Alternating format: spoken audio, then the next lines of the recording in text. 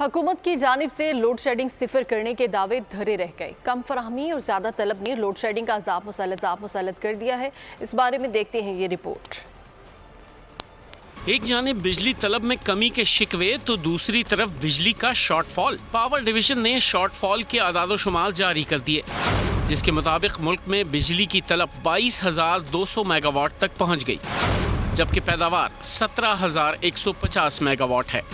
तलब और रसद में फ़र्क के बाइस 5,050 मेगावाट के शॉर्टफॉल का सामना है।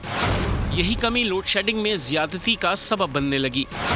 देही इलाकों में 6 से 8 घंटों की लोड शेडिंग जारी है। शहरी इलाकों में लोड शेडिंग का दौरानिया 4 से 6 घंटे तक है, जबकि नुकसानात वाले फीडर्स पर यह दौरानिया 12 घंटों तक पहुंच जाता है। रहीम यार खान में बेरहम लोड शेडिंग से शहरियों के सब्र का पैमाना लबरेज हो गया। 20 घंटे बिजली की बंदिश के खिलाफ मोटरवे इंटरचेंज पर मुजाहरा किया गया। खबरदार किया कि सिलसिला जारी रहा तो वापडा दफातर के बाहर धरना देंगे। सब्सक्राइब करें और बेल दबाएं ताकि कोई खबर रह न जाए।